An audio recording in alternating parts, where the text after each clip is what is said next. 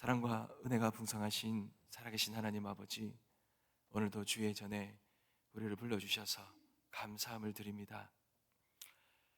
부족하고 연약한 죄 많은 저희들, 하나님 무엇이건대 이처럼 사랑하여 주시고 늘 주님의 은혜의 자리에 저희들을 불러주시니 감사함을 드립니다. 하나님의 은혜가 아니면 하루도 하나님 앞에 설 수 없는 저희들입니다. 저희들의 연약함과 긍휼하심, 죄를 긍휼히 여겨 주시옵시고 주님 앞에 오늘도 거룩한 자로 세워주셔서 하나님의 한없고 크신 은혜를 오늘도 누리는 저희들 되게 하여 주시옵소서. 아버지 하나님, 우리들의 연약함으로 하나님 앞에 구하기도 너무나 부족한 저희들이지만 그러나 저희들 긍휼히 여기시고 주님 앞에 나오게 하시며 우리가 부르짖게 하셨습니다. 오늘도 우리의 심령을 다하여 간절함으로 주님을 찾을 때에 하나님께서 은혜로 저희들을 채워주시고 저희들의 눈물을 닦아주시옵시고 저희들의 간절함에 하늘의 크신 은혜를, 하나님의 뜻을 베풀어 주시옵소서. 오늘도 그 주님의 크고 놀라운 은혜를 의지하며 주님 앞에 나아갑니다. 주님 만나주시고 한없는 은혜를 허락하여 주옵소서. 감사드리며 살아계신 예수 그리스도의 이름으로 기도드립니다. 아멘. 하나님께서 우리에게 주시는 말씀입니다. 역대상 17장 16절에서 27절까지 말씀입니다. 역대상 17장 16절에서 27절 말씀입니다. 한 절씩 교독하겠습니다. 제가 먼저 읽겠습니다. 다윗 왕이 여호와 앞에 들어가 앉아서 이르되 여호와 하나님이여, 나는 누구이오며 내 집은 무엇이기에 나에게 이에 이르게 하셨나이까?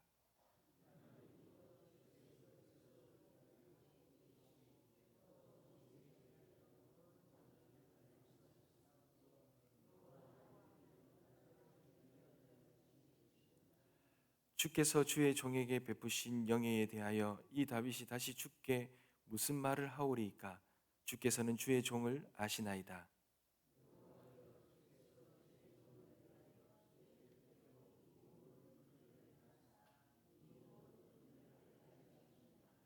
여호와여, 우리 귀로 들은 대로는 주와 같은 이가 없고 주 외에는 하나님이 없나이다.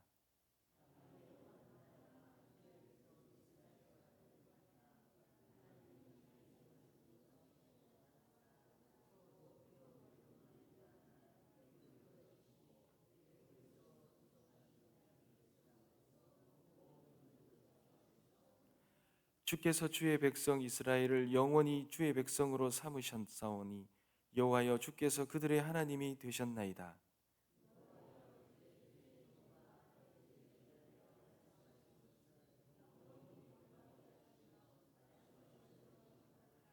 경고하게 하시고 사람에게 영원히 주의 이름을 높여 이르기를 만군의 여호와는 이스라엘의 하나님 곧 이스라엘에게 하나님이시라 하게 하시며 주의 종 다윗의 왕조가 주 앞에서 견고히 서게 하옵소서.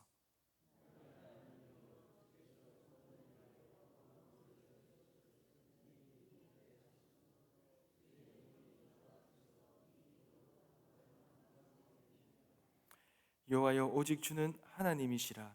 주께서 이 좋은 것으로 주의 종에게 허락하시고 이제 주께서 종의 왕조에 복을 주사 주 앞에 영원히 두시기를 기뻐하시나이다. 여호와여, 주께서 복을 주셨사오니 이 복을 영원히 누리리이다 하니라. 아멘. 사랑하는 성도 여러분, 다윗은 자신은 이 화려한 백향목 궁전에 거하면서 이 하나님의 법궤가 여전히 이 성막에 있는 것을 너무나 죄스럽게 여겼습니다. 그래서 하나님 앞에 아름다운 성전을 지어드리려고 하나님 앞에 그 자신의 그 간절한 뜻을 구했죠. 여러분, 그런데 하나님은 다른 뜻이 있으셨습니다. 하나님의 계획은 다르셨습니다.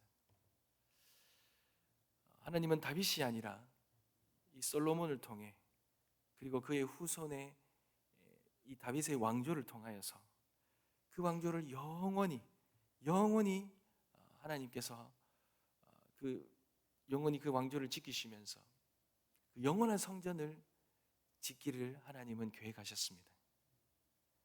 그리고 그 다윗의 그 후대에 함께 하시면서 하나님은 그들에게 진정한 성전으로 하나님 거하기를 원하셨죠.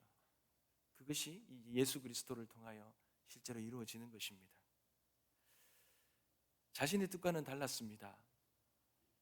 자신의 뜻이, 자신의 기도의 제목이 이루어지지 않았습니다. 그러나 그는 하나님의 더 크고 놀라운 그 뜻을 알고는 이 다윗은 오늘 우리가 읽은 이 본문을 통하여 놀라운 고백을 하고 있습니다. 여러분, 하나님의 계획, 하나님의 약속을 들은 다윗의 반응은 어떻습니까? 그는 하나님의 약속 앞에 무릎을 꿇습니다. 그리고 이렇게 고백합니다. 16절입니다. 다윗 왕이 여호와 앞에 들어가 앉아서 이르되 여호와 하나님이여 나는 누구이오며 내 집은 무엇이기에 나에게 이에 이르게 하셨나이까? 나는 누구이오며 내 집은 무엇이기에. 사랑하는 성도 여러분, 이 말에 자신이 누구이기에 여기까지 이렇게까지 하나님 은혜를 베풀어 주십니까? 다윗의 인생에, 그 지나온 인생에 하나님께서 행하셨던 그 놀라운 은혜를 기억하면서 이런 고백을 하고 있는 것입니다. 다윗은 한때 양치기 소년이었습니다. 그런 다윗을 하나님은 용사로 세우셔서 골리앗 앞에 서게 하셨습니다. 그리고 이제는 왕이 되고 이제는 그를 통한 하나님의 놀라운 언약을 받게 되는 이 순간까지, 이렇게까지 하나님은 놀라운 은혜를 베풀어 주셨어요. 내가 누구이기에 이렇게까지 은혜를 주십니까? 하나님, 내가 무엇이기에 이렇게까지 인도하십니까?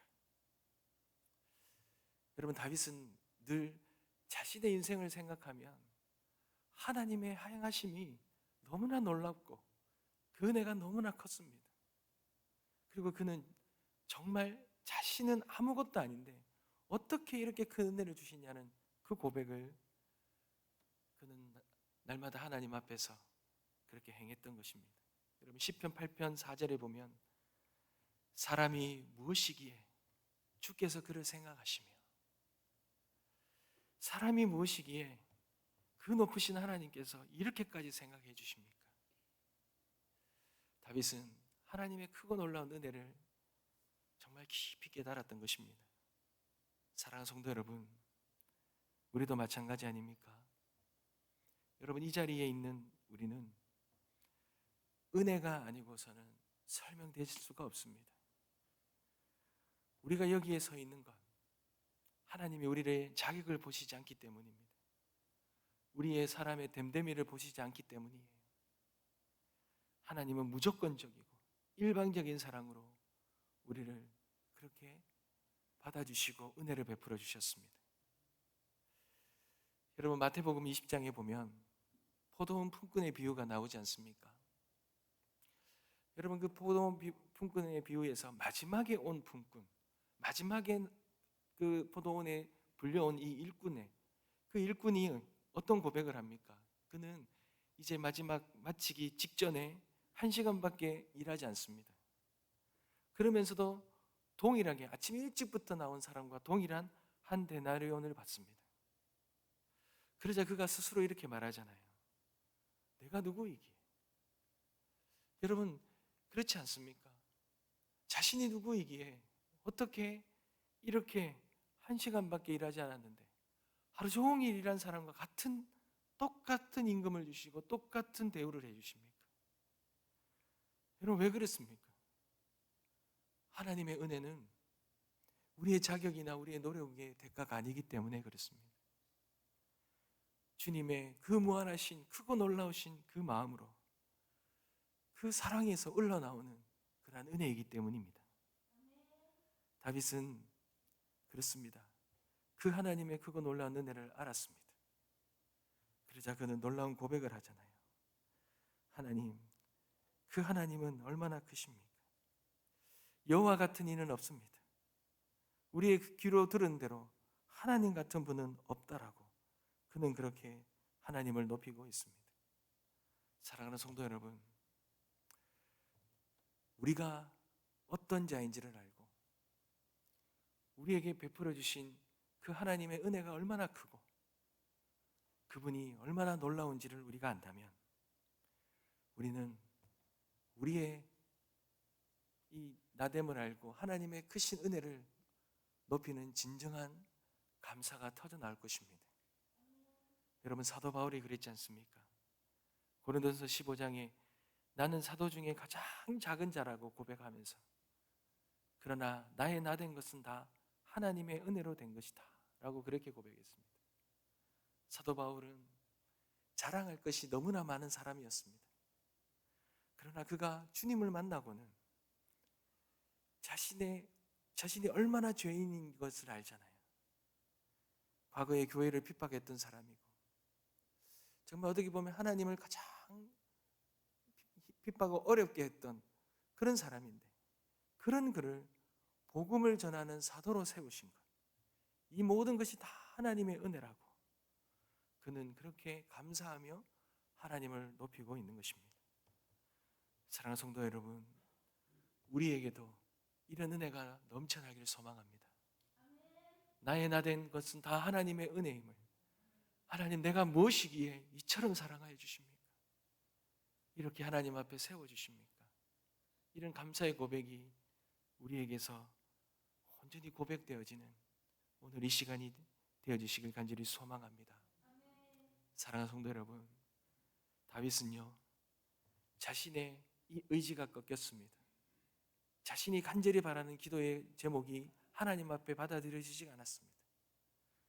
그럼에도 불구하고 그는 하나님이 자신에게 베풀어 주신, 지금까지 인도해 주신 그 은혜와 사랑을 떠올릴 때 그 모든 것, 자기의 간구, 자기의 계획, 이 모든 것들은 다 아무것도 아니었습니다.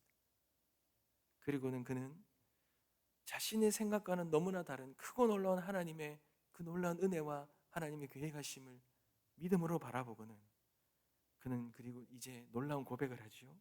여러분 23절입니다. 여호와여, 이제 주의 종과 그의 집에 대하여 말씀하신 것을 영원히 경고하게 하시며 말씀하신 대로 행하시옵소서. 여러분, 이 기도는 다윗의 기도가 바뀐 거죠. 그는 자신의 기도 제목을 가지고 주님 앞에 나아갔다가 자신이 기도와는 너무나 다른 하나님의 크고 놀라우신 그 하나님의 뜻을 깨닫고는 여러분 기도의 제목이 바뀌어버렸어요. 자신의 의지를 꺾어버렸습니다. 그리고 하나님의 뜻을 받아들이고는 하나님 앞에 순종함으로 기도하며 나아갑니다. 하나님, 내가 성전을 짓고자 하는 그런 모든 꿈과 그 모든 계획은 내려놓습니다. 하나님의 약속을 믿습니다. 말씀대로 이루어 주시옵소서. 신실하게 주님의 뜻을 이루어 주시옵소서. 그렇게 기도하며 나아가게 되었습니다. 여러분, 이 기도를 보면서 누가복음 1장에 나오는 마리아의 고백이 떠오르지 않습니까? 누가복음 1장 38절에 주의 여종이오니 말씀대로 내게 이루어지이다. 주의 여종이오니 주의 말씀대로 주의 뜻대로 이루어지기를 원하나이다. 여러분, 마리아는 처녀였잖아요. 그런데 그 잉태하는 그 소식에 얼마나 수치가 있고 위협이 있었겠습니까? 그것을 감당해야 되는 순간입니다. 그럼에도 그에게 임한 그 영광이, 그 은혜가 얼마나 큰지, 은혜를 입은 자여 평안할지어다. 그 크고 놀라우신 하나님이 그 성령의 은혜로 그 성자 예수님을 잉태하는, 그리고 그가 낳은 그 다윗의 후손이 영원할 것이라는 그 하나님의 영광스러운 뜻을 깨닫자 그는 그 놀라운 수치와 위협에도 불구하고 그 모든 걸 감당하면서 주님의 뜻이, 주님의 말씀이 주의 여종에게 이루어지기를 원하나이다. 그런 믿음의 고백을 할 수 있었던 것입니다. 다윗도 마찬가지입니다. 나 같은 존재를 이렇게까지 인도하셨던 그 하나님, 나를 통하여 나의 후손을 통하여 이루어 가실 하나님의 그 놀라운 뜻, 하나님 그대로 이루어 주시옵소서. 내 뜻이 아니라 하나님의 뜻은 더 크고 놀라우니 하나님 이루어 주시옵소서. 그 믿음의 고백을 할 수 있었던 것입니다. 사랑하는 성도 여러분,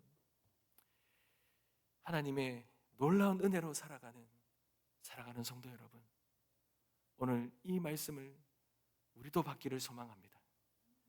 우리도 다윗이 고백한 것처럼 우리의 인생과 삶을 여기까지 인도하셨던 그 하나님의 크고 놀라운 은혜에 감사함을 올려드리길 소망합니다. 그리고 내 뜻이 아니라 하나님의 뜻이 우리의 삶 속에 이루어질 때 더 크고 놀라운 위대한 하나님의 역사가 이루어짐을 신뢰하고, 오늘도 우리가 기도의 자리에 우리의 인생 속에 하나님의 뜻이 이루어지길 기도하며 나아가는 우리 모두가 되어지길 소망합니다. 사랑하는 성도 여러분, 우리가 좌절하지 아니하고 포기하지 아니하고 절대로 우리가 이 기도의 자리를 놓치지 않는 유일한 방법은 하나님의 말씀을 붙들고 기도하는 거예요. 하나님을 신뢰하며 내 삶 속에 이루어 가실 그 하나님의 음성을 듣고 그것을 붙들고 기도할 때, 여러분, 우리는 절대로 포기하지 않을 것입니다. 절대로 기도의 자리를 놓치지 않을 것입니다. 오늘 이 새벽에 하나님, 우리를 향한 하나님의 음성이 들려지는, 하나님의 말씀이 임하는 이 시간이 되어지길 소망하며, 하나님의 크고 놀라운 그 뜻을 우리가 붙들고 기도하며 나아갈 때에 우리의 삶 속에 하나님의 뜻이 이루어지는 놀라운 역사가 이루어질 줄 믿습니다. 그러한 은혜의 시간 되시길 주님의 이름으로 축복합니다. 기도하겠습니다.